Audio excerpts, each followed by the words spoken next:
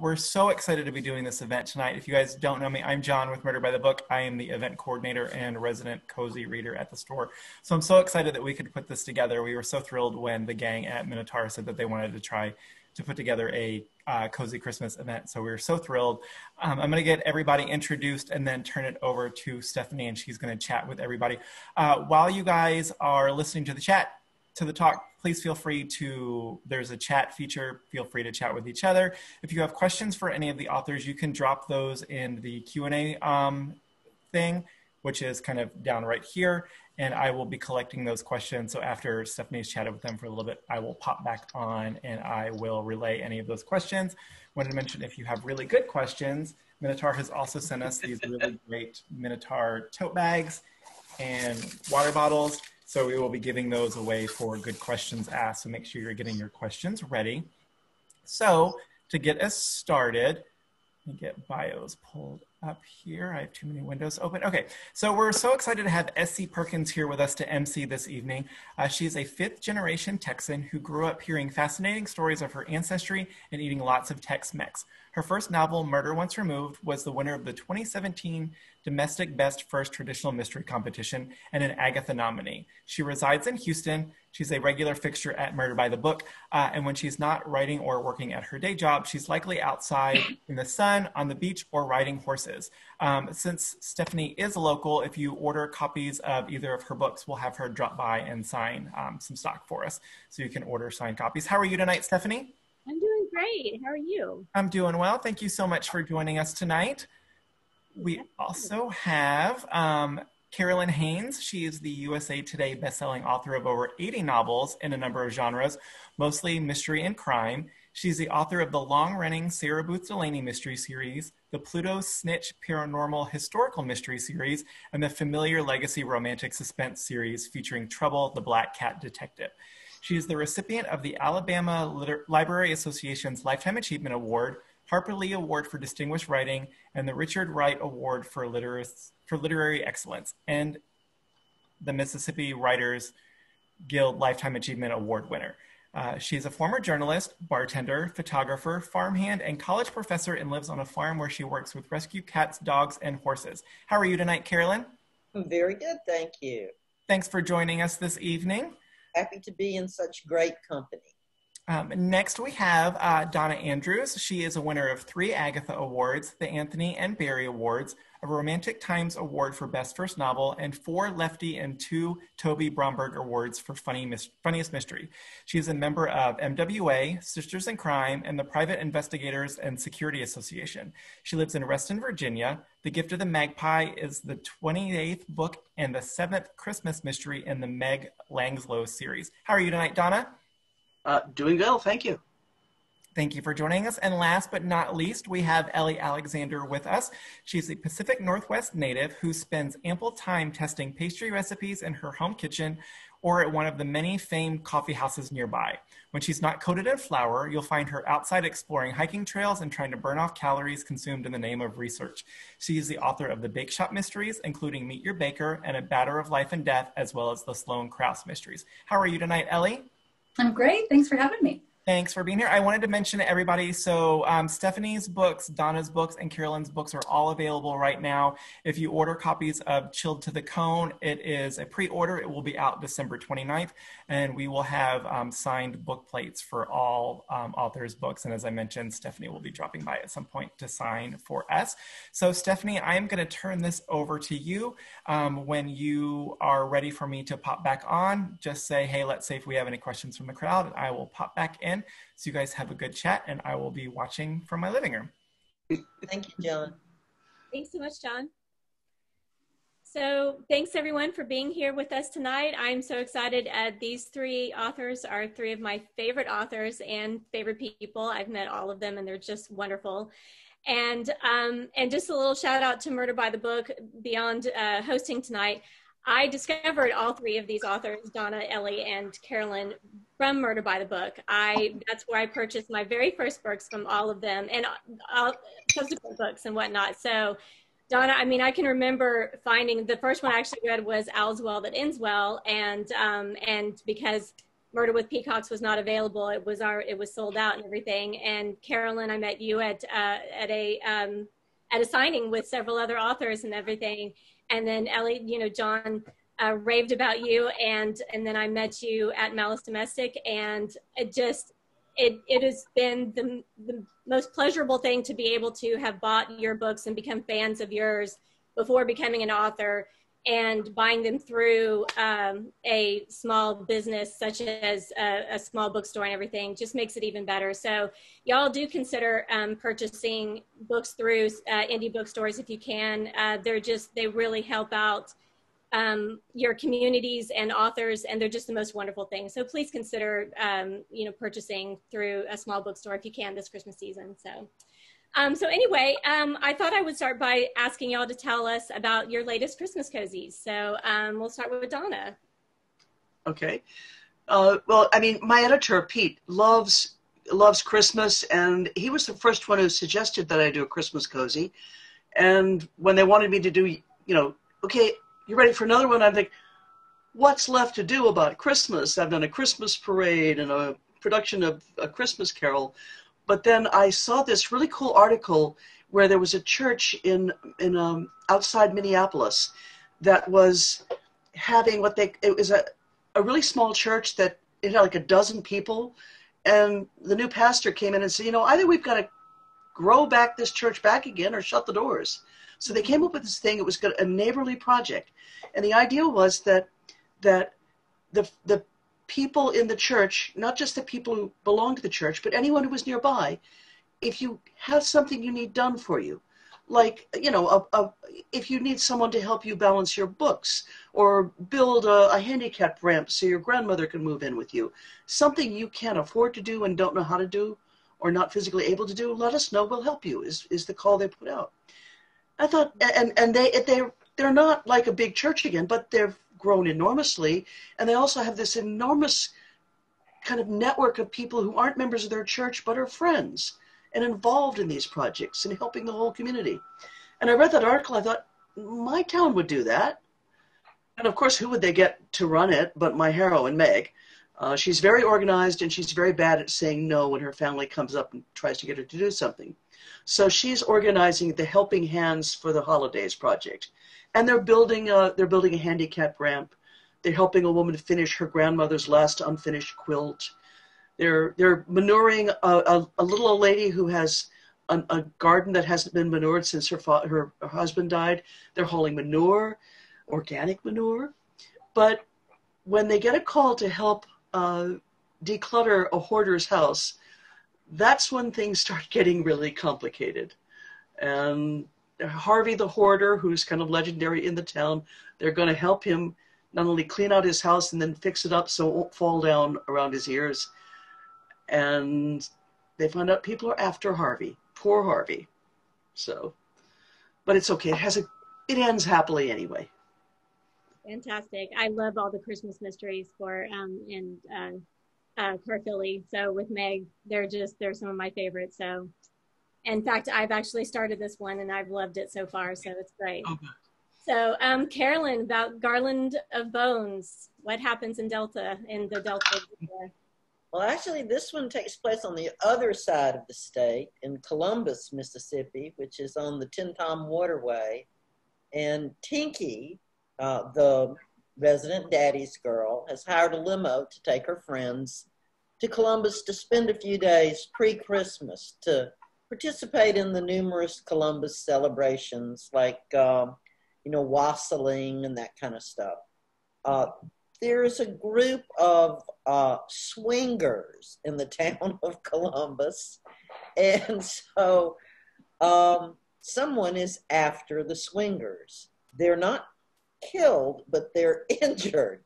So Sarah Booth and Tinky, against their will, kind of are hired to find out who's after the swingers and to put an end to it. So it has a good amount of humor in the events that happen.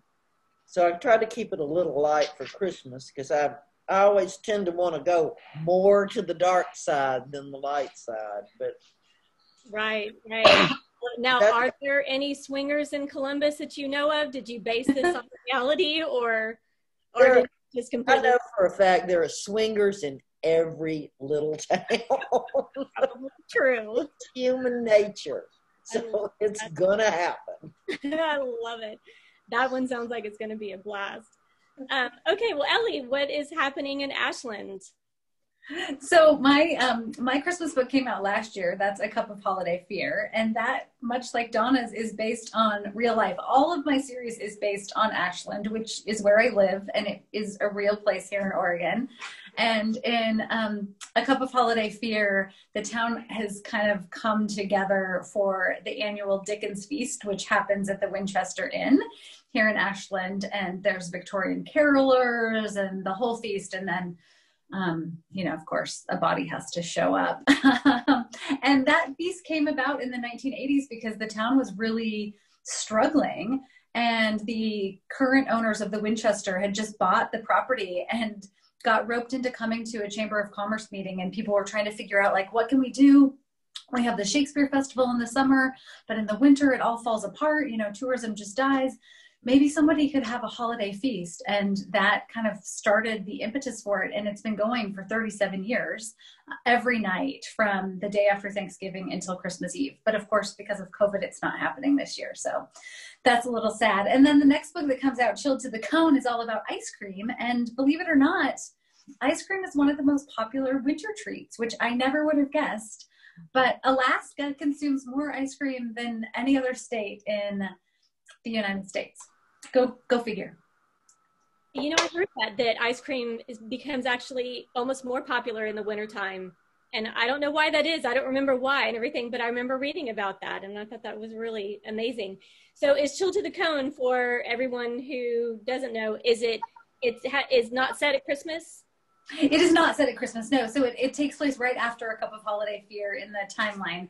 It is set in a new part of Ashland that we haven't explored yet, in the Railroad District, and it follows Jules and her team. Juliet runs a bake shop here in Ashland, and they are branching into the ice cream business on the railroad tracks, and some nefarious stuff is going down. You know, I say that Ashland is a town of like 20,000 people, so there's not a lot of crazy crime on the railroad tracks, but like Carolyn, I like to go a little darker sometimes. It's so cozy. Right. I love it. Okay, so, well, that brings into my next question is, what is it about writing a Christmas mystery that makes it so fun, or what is it about your setting that makes writing a holiday mystery so much fun? So let's start with Carolyn. Well, I think because the characters in my books are such good friends, that sharing holidays with family and friends is the biggest and best part of the holiday. And so this group, they do everything together, get in trouble, get out of trouble, you know, chase down swingers, whatever. And I think that's what makes a Christmas book so much fun for me, is that it heightens the friendship time, because the holiday, you know, brings that out. I agree completely. Now, is Tinky still pregnant in this one? Oh my God, Tinky's been pregnant for 3 years, I think. You know, it's just, but I swear to you, after the Christmas book, we're going to deal with that baby. We are going to do it. Fantastic. Because I just read the last one a couple of months ago and everything, and I was like, oh no, she's about to have her baby, and she's getting in all this trouble and everything. I love Tinky. She's fantastic. Y'all are all writers. I have a question for y'all. How do you manage that timeline when, you know, you need to put a Christmas book in, but she's got to have the baby in October, so you just have to jump. You have to jump the timeline and just, you know. Right. Go on. Exactly.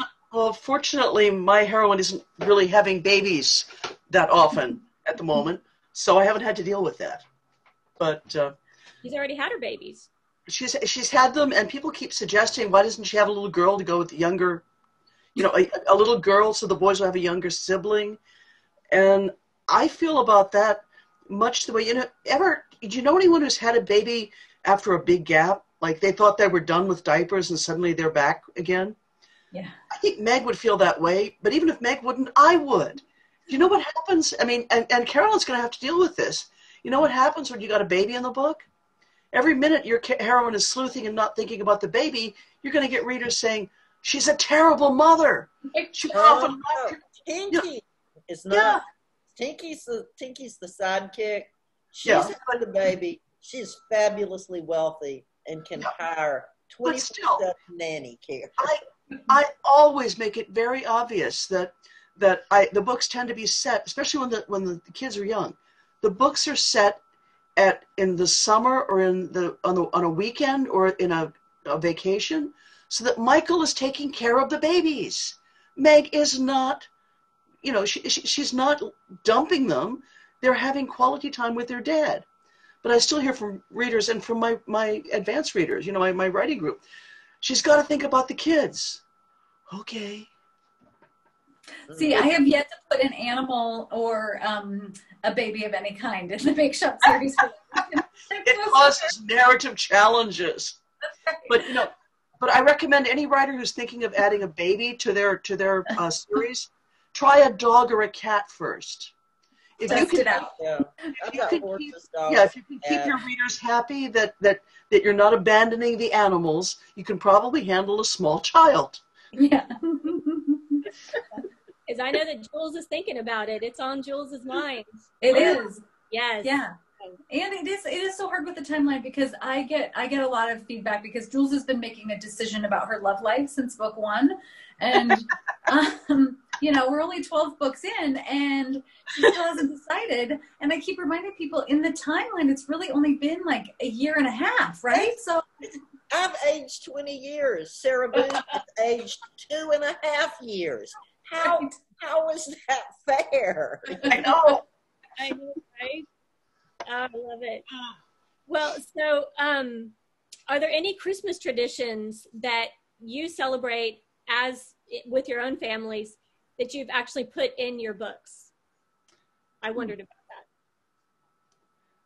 that. Well, this is probably not a unique tradition, but in my family, the fiction was that my parents had no idea what Santa was going to bring us, and we would all wait and enter the living room together.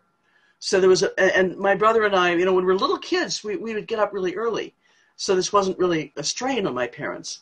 But I remember there was one year that there was something I wanted so much that when I woke up at like 4 o'clock in the morning, I couldn't resist. I crept downstairs and I looked around and there was nothing.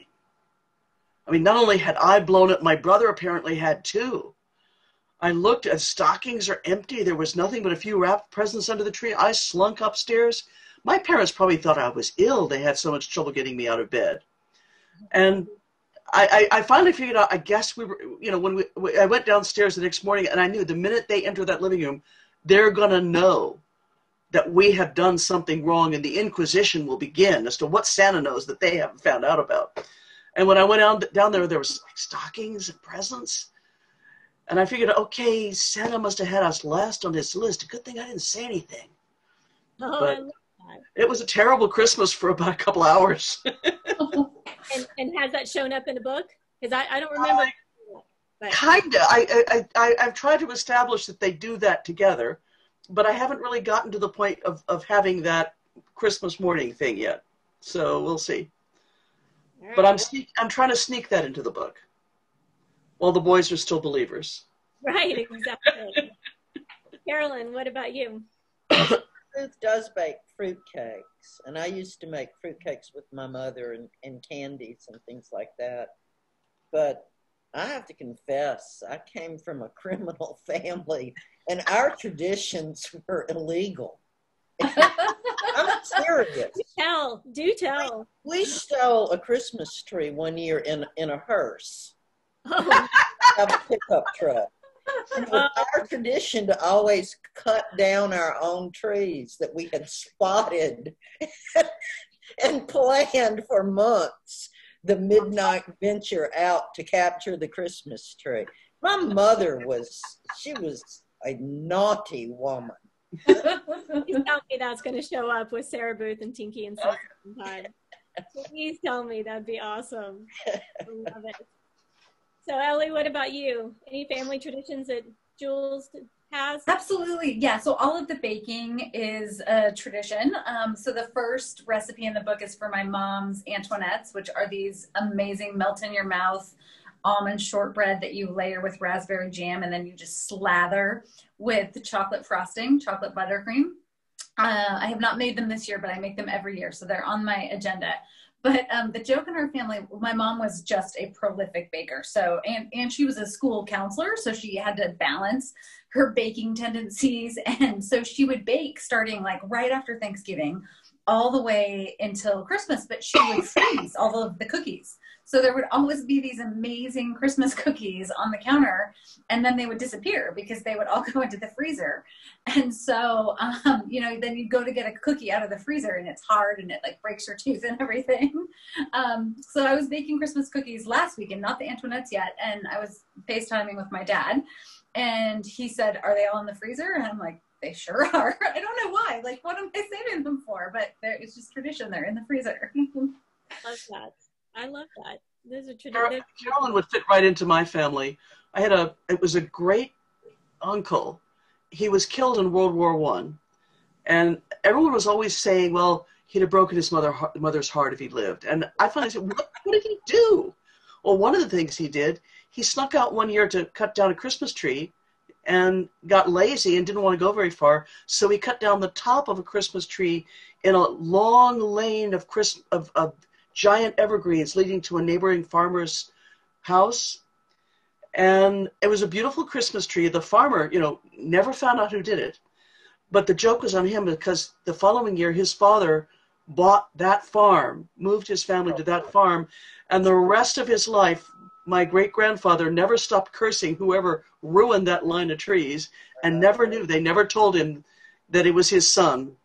Oh my God. And my mother was so bad, she would tell us, yeah, well, you know, we're doing them a favor. Oh, yeah, getting rid of this tree. I mean, if the cedar tree gets big enough to shadow their grave, they're going to die. So there's always an excuse. Well, you know, Donna, I write about a genealogist, and because of that story, and I always write something in the past and the present, I might have to see if I can borrow that story from you. You never know. Yeah. Yeah, you don't use it, I might. Yeah, well, it was kind of sad because he died on Armistice Day. Oh, wow. About the time the surrender was being signed. So after that, nobody wanted to say bad. Nobody would say the specific why. He was wild, you know, cutting down the Christmas tree. But no one would ever tell the stories because he was kind of a sainted figure. It took years before they started telling us the truth about him. Sounds like he would have been a lot of fun, you know? Yeah, it sounds like to me that he would be a lot of fun. It was. I love it. So there's a question that I've always wanted to know from all three of y'all, because you all write long running series. And where did each one of you get the seed kernel behind starting your first book? What was it that made you think this is a type of book that I want to read and I want to write? I've always wondered that. So, Ellie, you first. Well, back to my mom. You know, I grew up. She was a hardcore mystery reader. She would read anything and everything she could get her hands on. You know, early on, P.D. James, Mary Higgins Clark. So the gamut. She had me reading mysteries, and then my dad taught Shakespeare. So at the same time that I was like sneaking mysteries, then my dad would force me to learn and practice quoting sonnets and soliloquies and passages from Shakespeare. So it was such an eclectic reading experience between the two of them that when I started thinking about this particular series and wanting to set it in Ashland, which is home of the Oregon Shakespeare Festival, I was like, oh, you know, that's such a nice mashup because you have this already built in very quirky cast of characters. Like I could not set this series somewhere else. Like it is not unusual to walk in the plaza in downtown Ashland and see someone in full like Shakespearean garb, or to walk by. I mean, you know, and that's probably not true in Houston. I don't know, maybe it is, but yeah. That's wonderful. I love that. Okay, Donna, what led you to want to create Meg and Carfilly? Well, a lot of the humor from my growing up came from the fact that although my mother was an only child, both of her parents came from large families, like 7 or 8 kids. And I grew up, everybody in town was distantly related to me somehow, it felt like. I mean, and it was a sort of town where people would walk up and say, "You're B. Hornsby's granddaughter, aren't you?" And they were right. So I thought the small town where everybody knows everything about everybody else would be a good thing. But I think most writers, I've heard so many writers talk about, well, I never knew it was going to be a series, or I'd have done this and that. I knew I wanted to write a series. I read series. So when I planned the first book, I deliberately put in a lot of elements that I thought would be fun to play with. I thought I'd give her the boyfriend who has now become her husband, who was both a drama professor and an actor, because I could then do backstage stuff and college stuff. I thought I'd give her the brother who was actually a gamer. I gave her the father who was an avid mystery fan and a doctor, so we could get involved in detecting things. I didn't even use some of the elements that I thought of in the first book, but I put stuff in there. It's like I brought the pieces together and then shook them up and used what I needed for the first plot. But I had lots of other things I could play with as the series went on. So that's kind of the idea. I just like, what would I have fun playing with? And it turns out more books than I imagined. There we go. You're on demand, Carolyn. I love the... Yeah, you're kidding. This is the only time this cat is nice to me. It's when I'm on the computer. When you're getting attention elsewhere. Yeah. Donna, I just want to say that's one thing that I really understand about your books is I come from a big family like that with just cousins galore. And so all the stuff about the cousins just makes me giggle. And, and the Shifleys, there's a Shifley for everything, which I love the Shifley. I mean, so it's the whole small town to the nth. Yeah. I love it. Okay, well, Carolyn, so where did Sarah Booth come from in your mind? Just a sad story, but I had done two other books that were darker, and I really wanted to try humor.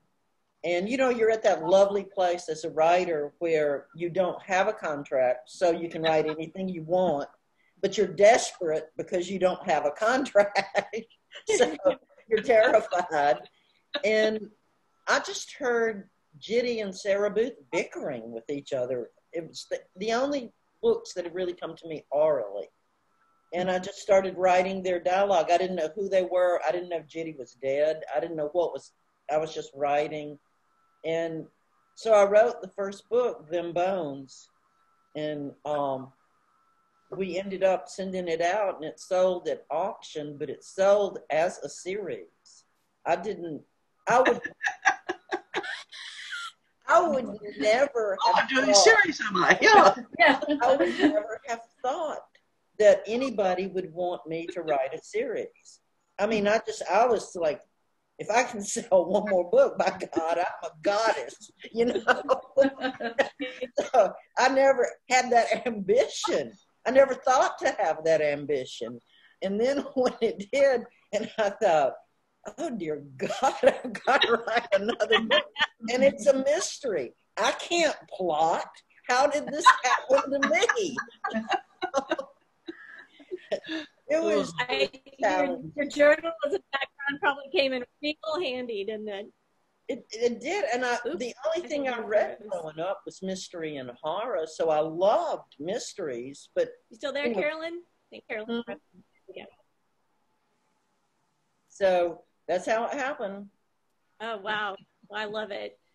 Well, I've been told to ask y'all a couple of Christmas questions.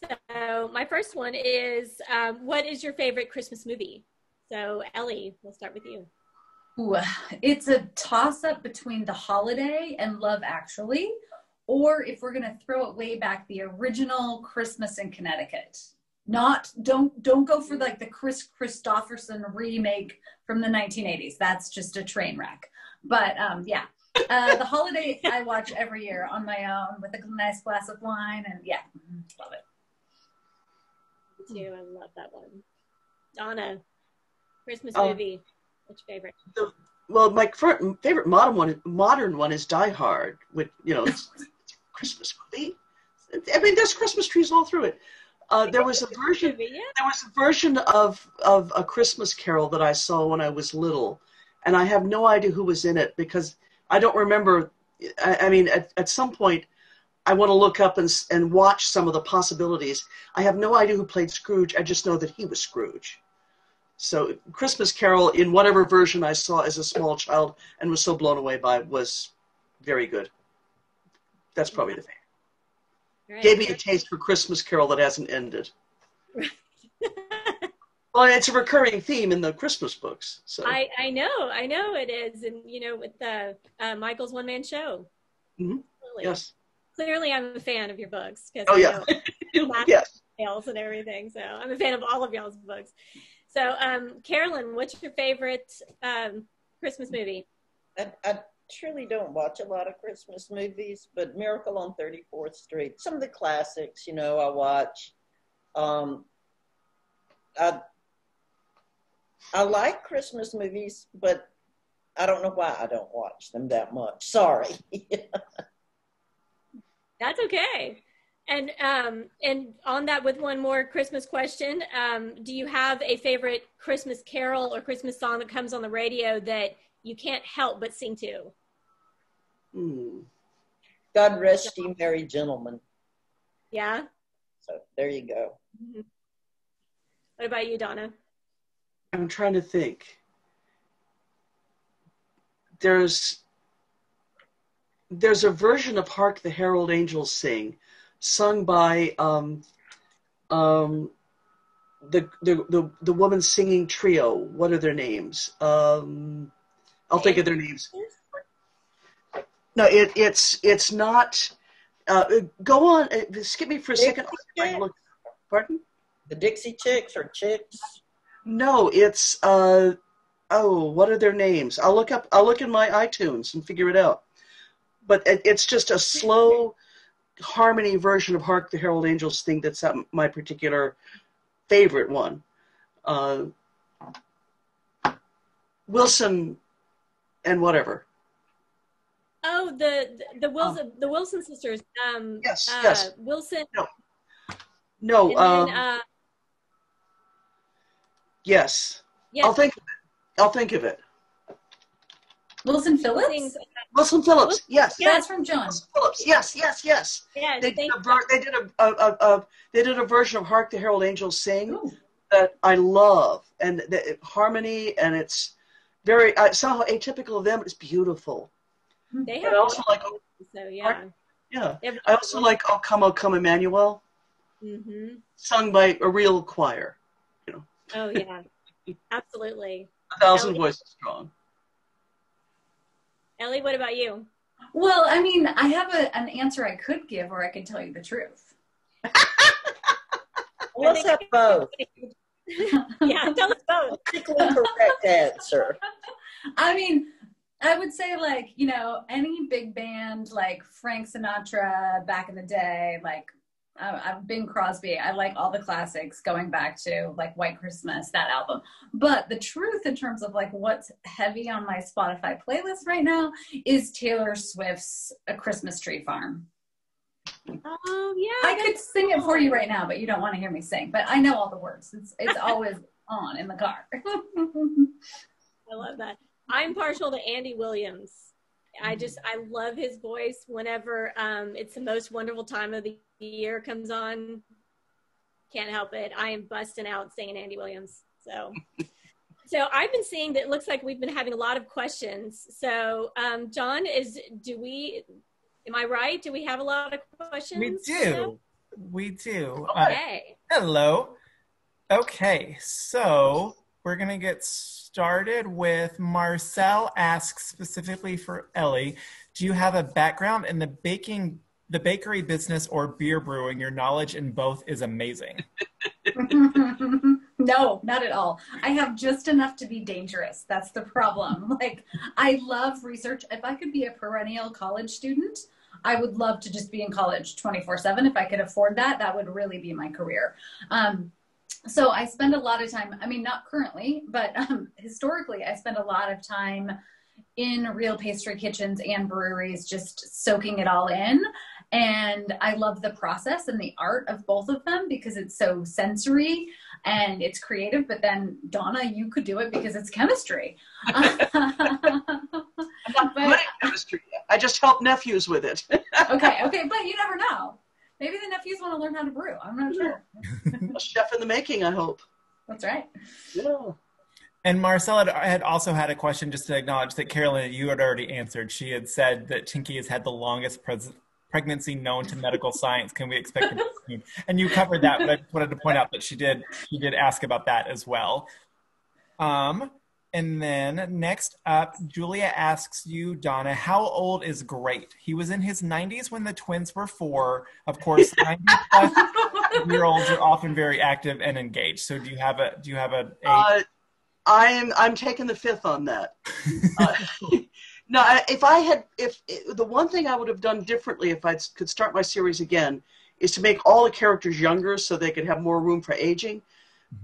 You'll notice also that Spike, the small evil one, was not a puppy when the series began. It's been going 20 years from now. So they're going to be unrealistically long-lived. I do not plan on killing off Grandfather. I do not plan on killing off Spike. Grandmother's pretty old, too.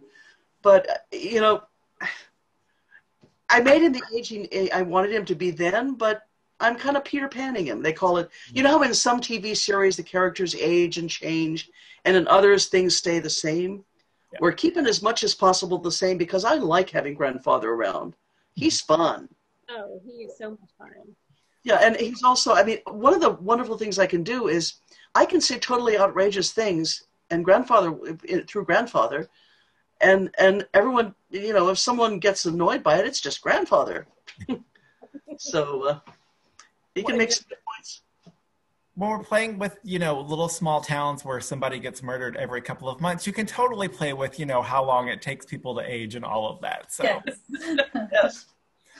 Okay, so next up, we're gonna toss this one to everybody. Rocky wants to know, when you're writing an installment of a series, how conscious are you of writing to allow for new readers to jump right in who may not have read previous books? Let's start with Ellie. I would say when I'm writing my first draft, not so much. I need to get the story out, and I'm so immersed in the characters, and I'm sure this is even more true for you two. It's like coming back to family and friends. You know, I sit right down and I'm like, oh my gosh, I get to be back with Jules and Andy and the professor and the whole team. I will say that one problem with living in a place that is real, I still to this day, if I'm down on the plaza, I will think to myself like, oh, I should just pop into Tort and get a coffee and say hi to the team. And then I have to remind myself like, no, that's all in your head. That's totally fiction. So in the first draft, not so much. And then once I come back later to editing, then I really start to think like, ooh, where do I need to pepper in just a few details to make sure that new readers are caught up and they're not feeling lost? And then it's always like, how do you keep describing someone? I'm working on book 15 right now of the series. It's like, how do you keep saying like her ethereal hair? Or yeah, I don't know. That gets tricky. How about you, Donna? Yeah, I also don't worry about it in the first draft. I get the story down, and I call it going back. And it's one of the things that I keep telling my critique group when I have a very nice critique group, and I always read the first chapter, and I say, remember, tell me where I need to have more information, but don't stress about the fact, don't stress about the fact that I haven't explained who they are yet. But I mean, it is an art going back and weaving in enough descriptions so that people can get that Rose Noir is the cousin who never made a New Age concept she doesn't like, or that Grandfather's a naturalist and a bird watcher. I go back and I try to figure subtle ways of getting it in. And I always pat myself on the back if I've been smart enough to have, I'm a big fan of what I refer to as the person who's not from around here.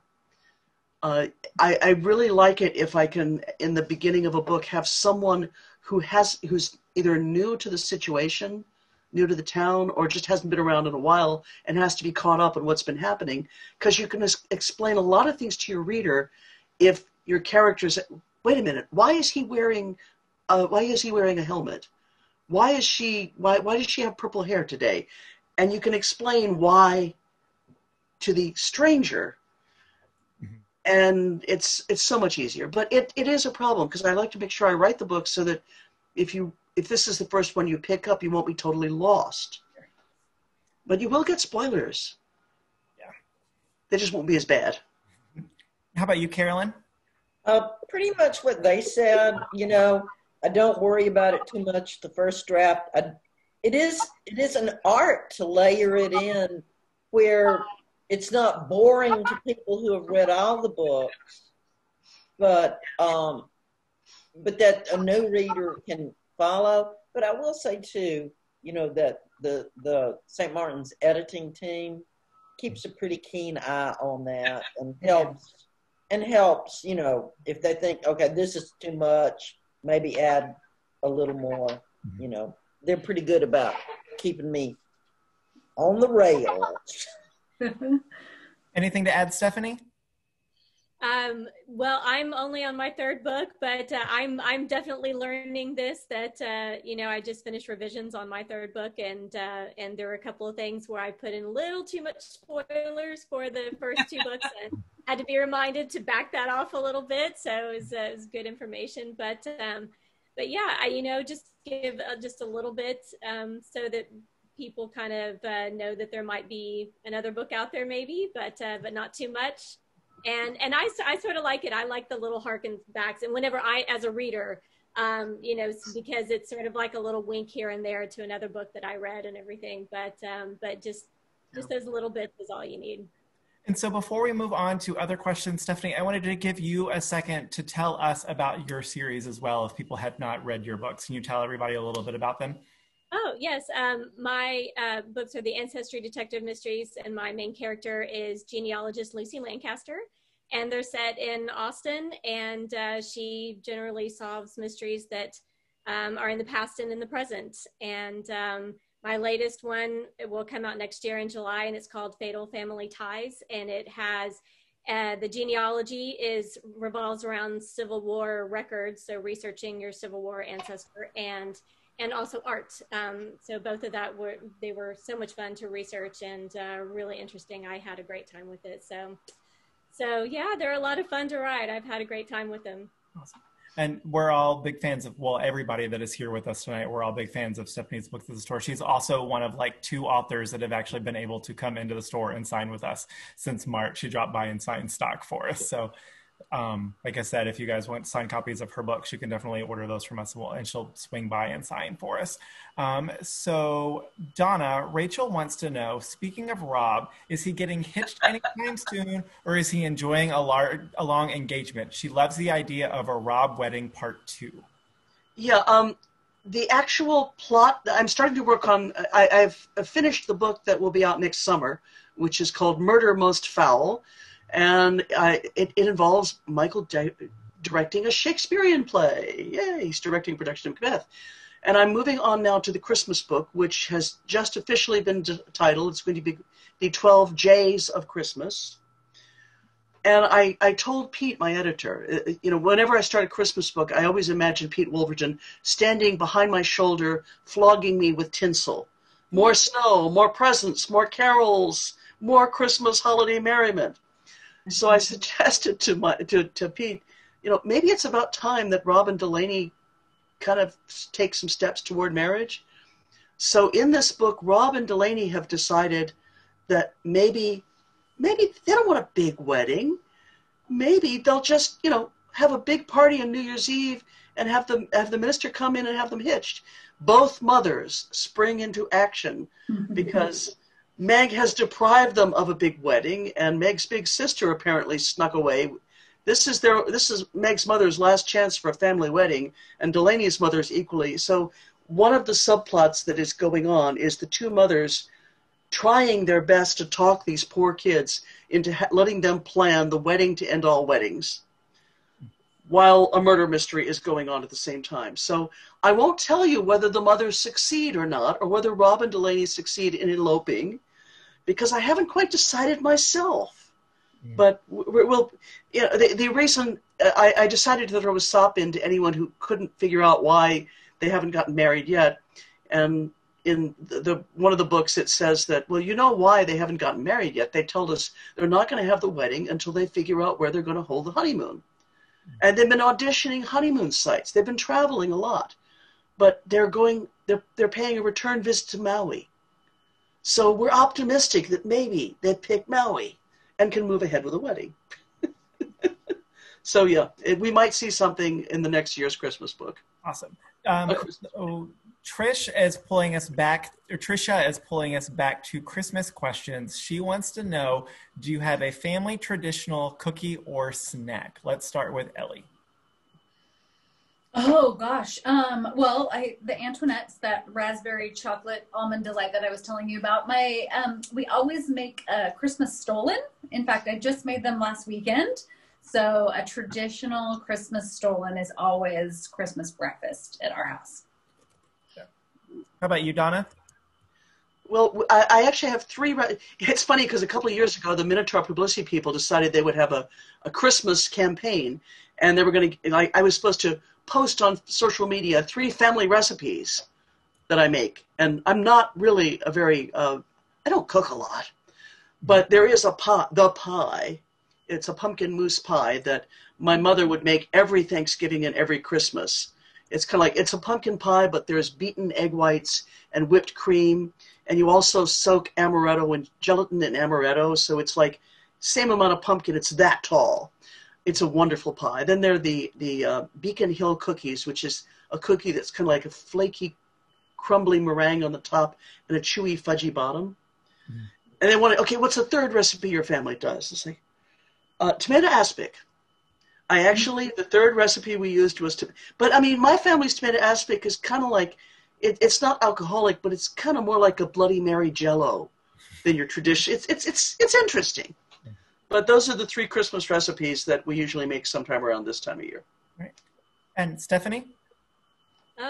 We do my grandmother's Spanish chocolate cake, which is a chocolate sheet cake spiked with cinnamon and a frosting that has cinnamon and pecans in it, and it's really, really good. And the recipe is out there, and it's really tasty. And Carolyn? We do candies, bourbon balls, and Martha Washington candies, and the fruit cakes, which I had mentioned earlier, and a pumpkin cheesecake. I always make a pumpkin chocolate cheesecake for our desserts, but I just discovered a new favorite last year. Somebody brought butter pecan moonshine to my husband's party, and we learned last Thanksgiving that it's really good in coffee, so you can start your morning with a little bit of a kick. So that's my recent favorite. Butter pecan moonshine? It's so good. Yeah, I know. So this is going to be a 2-part question for everybody. So we've had a couple people mention titles. So can you guys talk a little bit about titles, how they're picked? Do you pick them in advance? And Kayla wants to know, going with that, what is your favorite title in your series so far? Let's go backwards and start with Carolyn this time. Favorite title in the series so far is Game of Bones, which was really nice with the Game of Thrones madness that was going on. And I kind of like to have a title when I start working. I like to know, because the title to me kind of tells me what the book is about. And if I don't have a title, I often find myself in dire straits and not focused enough to get where I need to go. But I have had to change titles occasionally, and that's fine, because, you know, there are smarter people out there than me. And how about you, Stephanie? I actually am partial to my very first one, which is Murder Once Removed, right behind me. And because it screams genealogy right there. So and I also love the covers.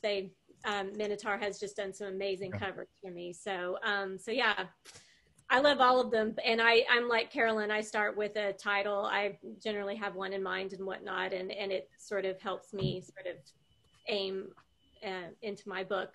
And but I like Murder Once Removed. And how about you, Donna? It's kind of like asking which of your kids is your favorite, but I'm kind of torn between Lord of the Wings, because that was just such a perfect, that gave me such good stuff to do and I love Halloween, and Gone Girl, which just came out of the blue.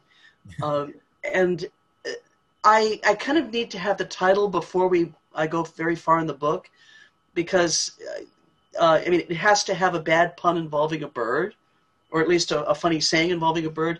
And until I know what bird I'm going to use, it's really hard to come up with a plot. But I have a long-running contest. If anyone thinks of a title and sends it to me, I will post it. I periodically update the page where the suggested titles are posted on my website. And if I end up using a title and can hunt the person who suggested it down, I will send them a signed book. I think I've only given away 1 or 2 so far. But I did give, I think it was Hen of the Baskervilles, someone thought of. And I liked it, and the people at Minotaur liked it. So, yeah. Gone Girl cracks me up every time. That's one of my favorite. Like, the timing of that was so perfect. It was a couple of years earlier or later, it wouldn't have worked as well, but it worked. Yeah. And how about you, Ellie? I think my favorite is Another One Bites the Crust, just because I'm such a music person that every time I see it, I want to get all John Travolta. I'm the same. I always have a working title. My working title doesn't always end up being the final title, though. But I need that placeholder to start. I will say that, especially when my son was younger, it was always like a dinner table riff where we'd like just start punning out as a family. And I was always waiting for a call from school, like, your son knows a lot about like murder and baking. It'll serve him well at some point. I don't know when, but.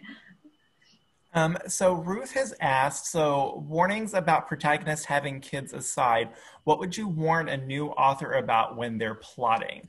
And I'll turn this to a little bit of a process question too. When you guys are writing, are you plotters or pantsers or a mix?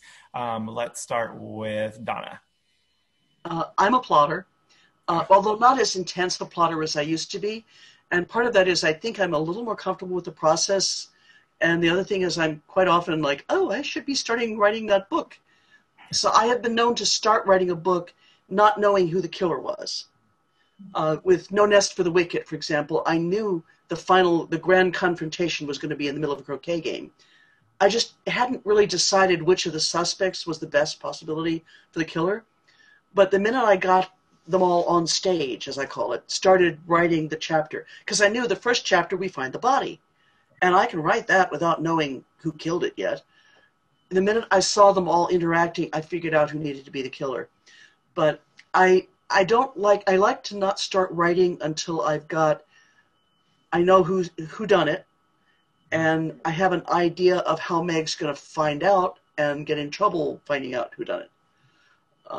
Does that sort of answer the question? Yeah. And how about you, Carolyn? I like to do the turning points so that I kind of know where I'm going in the story, but that doesn't mean that I stay on that track, unfortunately. I give myself the freedom to, if something really cool happens, to employ it and change the focus a little bit. And Stephanie? I'm a pantser, pretty big time. I generally don't know who done it, and I just sort of start off with a sort of a generalized idea and just keep going. And I have sort of written a synopsis out where sometimes I know and everything, and sometimes it changes a little bit. But I tend to just pants and just keep going until it works out. So luckily, thus far it has. And Ellie? I'm definitely a plotter. Yeah, I sketch everything out. I use the same sketch sheets from the very first book. I always do them in pencil because I want to give myself permission and a few times the killer has surprised me. I've thought like, oh, this suspect has such a great motive and they're so sneaky. And then, you know, you're halfway in the book and you're like, oh, wait, no, this is even better. Yeah. Carolyn, go ahead, Donna. Do any of you ever find yourself that those of you who outline, a couple of times recently, I haven't had as good an outline as I thought I did. I come to a point where I look at and said, basically right now the outline says, and then find some clues. You're like, okay, the outline was not really as good as I thought it was. I have to improvise a little bit here. Do you ever get to the, and now she finds some clues part? Oh yeah, definitely. And so, Carolyn, your cat is too adorable reaching over to tap you on the shoulder. Like, I just can't. It's so cute. And I heard that there might be Nutcracker. Where's the dancing? Come on. The synchronized cat dance. Her name is Lady Madonna. And I trapped her. She was feral. And, you know, so I trapped her before she became Lady Madonna and had her fixed. But she's an interesting cat. She likes to be loved and petted, but she's still a little bit wary of, you know, I can't pick her up and put her in my lap. She doesn't like that. But she wants attention nonetheless. Yeah. There's a dog trying to destroy a dog bed. Beulah, stop.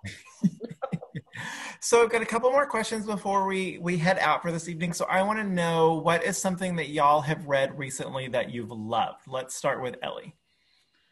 Oh my gosh, I've loved so much stuff this year, so much. But yeah, actually, a recommendation from you that maybe one of my favorites from the year, The House on the Carillion Sea. Mm-hmm. So amazing.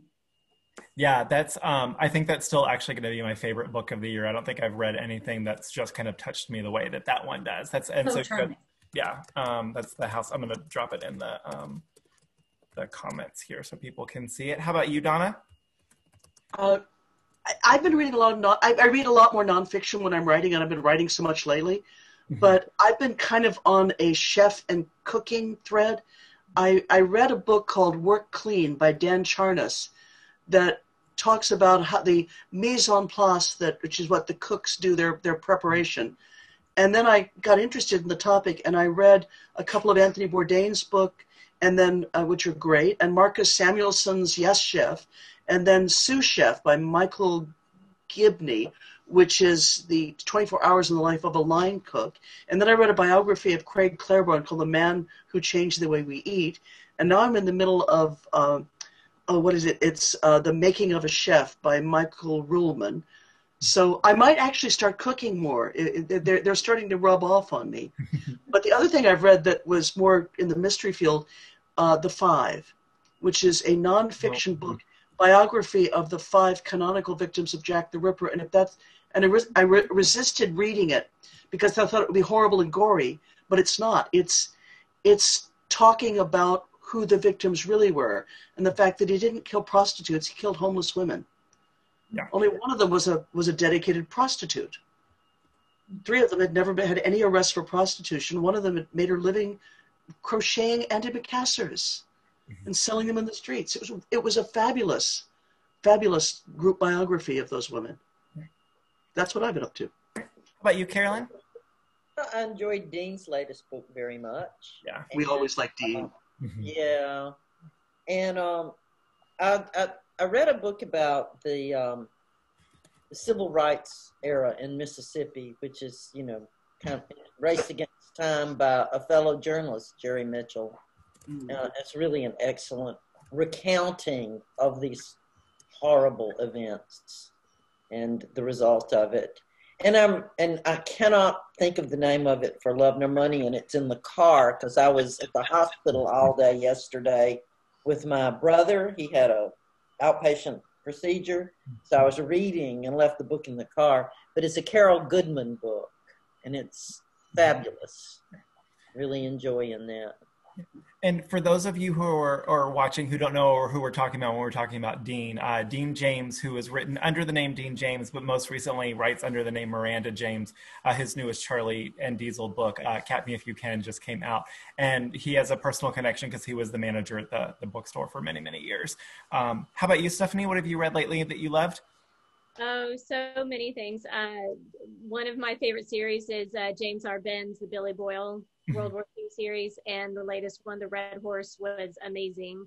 And then also non-mystery, The Jane Austen Society by Natalie Jenner was I really loved that wonderful. book. So, loved it, absolutely loved it. So yeah, I read so many good things. And The House on the Cerulean Sea is on my list. It's way up high on my TBR, so I can't wait to read it. I've heard so much good things about it from John, basically.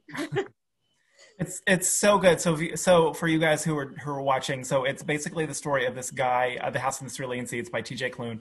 It's the story of this guy who is a social worker for the Department for the Care of Magical Children, and it's his job to go into group homes and make sure that these kids are getting taken care of. But he's really good at his job because he's able to be emotionally detached from them and still kind of do it in a very kind of detached way. But he gets called to this island to check on these children who have been deemed dangerous when really they just don't know what kind of supernatural beings these kids are. And he gets there and just falls in love with the island and the children, and it's just the like happy, feel good, like hug it to you when you're finished, like read that like you just need for this year. So it's really wonderful. I'm so glad to hear. And Trisha was just mentioning in the comments that she loved it too. So, and John recommended it for my son, and I got it for my son, and he read it first, and then they stole it, and now my husband's reading it. So it's a family affair. It's so good. Awesome. So last question before we head out. I know everybody has just had stuff out recently, or as Ellie had mentioned, is about to have coming out soon. But can you tell everybody what you've got coming up next? Let's start with Ellie. Yeah, so Chilled to the Cone comes out at the end of the month, December 29th. And then book 13, Mocha, She Wrote, comes out in June. Yeah. And the 5th in my Sloan Krause series will come out in October. And I don't think we've announced the name of that book yet, but book 5 in the beer series. Very cool. And as I mentioned, guys, if you pre-ordered Chilled to the Cone from us, Ellie sent us some really cool sticker packs and some signed book plates, so we will throw those in there if you pre-order that. How about you, Donna? Well, I should mention I have, in addition to 2 books out this year, The Falcon Always Wings Twice and The Gift of the Magpie, I also have a short story out in a really interesting book. It's called The Beat of Black Wings. Oh, and yeah. Josh Pachter, a local to me, edited this. All the stories are inspired by songs of Joni Mitchell. And 1/3 of all the royalties from the book go to the Brain Aneurysm Society because Joni is herself a brain aneurysm survivor. And my story is not a funny story. And so I have to warn people, if you're looking for laughs, my story is very dark. But next year, I will have a summer book that will be Murder Most Foul, Michael and the Shakespearean Play. And assuming I finish writing it in time, the 12 Days of Christmas. And Josh, who did the Joni anthology, is currently putting together an anthology. I don't know what it's going to be called, but it will be, all the short stories will be inspired by the Marx Brothers. Oh, cool. So I have turned in, I'm waiting for him to say whether he likes the short story I came up with for that. And as I mentioned, if you guys order copies of The Gift of the Magpies, we have book plates, signed book plates, winging their way to us now, so you can. They're in the mail. Awesome. They fell under the seat of the car, and they didn't go out as quickly as they should have, but now they're on the way. That's all right. They are on the way. And how about you, Carolyn? I have a May Sarah Booth book, Independent Bones. And it's one that I'm really kind of proud of because it deals with women's rights issues. So kind of fun for me because I like to stir the pot. And so I guess Carolyn has been talking about A Garland of Bones. We have signed book plates for that available in the store now. And how about you, Stephanie? What do you have coming up next? My Lineage Most Lethal just came out in July, and then my next one is Fatal Family Ties, and it comes out in July of 2021. Awesome. And like I said, guys, you can order, if you order copies of Stephanie's books from us, just mention in the comments if you do it online how you want the book signed, and we will get with her and figure out when she can drop by and sign some stock for us. Thank you all so much for joining us this evening. Before we head out, I also wanted to send a huge thank you to Kayla and Sarah over at Minotaur for helping put all of this together. This has been a blast. One of the things that's kind of been nice about being able to do these virtual events is, one, getting to talk to people multiple times. This is the second time we've been able to do something with Ellie. This is our second time with Carolyn and with Stephanie. And we're so excited to have been able to do something with Donna, but it's been really nice to be able to kind of feature cozies more. It's kind of sometimes hard to do events for them if they're just paperbacks because of tour budgets and stuff like that. So it's been really nice to be able to kind of represent the genre and give it the respect we think it deserves to be able to do these events like this. Also wanted to mention, if you guys are fans of Paige Shelton, the second book in her Alaska series comes out this Tuesday. I'm a huge fan of them. Actually, the new one's next in my stack to read tomorrow on my day off, and I'm going to be chatting with Paige on Wednesday night on the store's Facebook and YouTube channel. So definitely check those out. Also wanted to mention briefly, if you were local, Murder by the Book is open, so you guys can come in and browse. We were limiting it to 6 people in the store at a time right now. So if you pull up and the parking lot's full, just maybe poke your head in and see where we are capacity wise, but we're also available by phone. We're available online. We're also doing curbside pickup. So we are out and about and around if you guys need book stuff. And also wanted to mention, if you were looking for things that are not mysteries, we can pretty much order anything. So if you're looking for an easy place to just do all of your holiday shopping, you can just send us a list and we will get you taken care of. Ellie and Donna and Stephanie and Carolyn, thank you so much for joining us this evening. I hope you guys all have happy holiday seasons. It was so great to see you, and hopefully we'll actually get to see you here in Houston before long. This was so Thank much you. Thanks. Panelists, thank Yes. you, John. Take Thank care, you. guys. Bye. fun.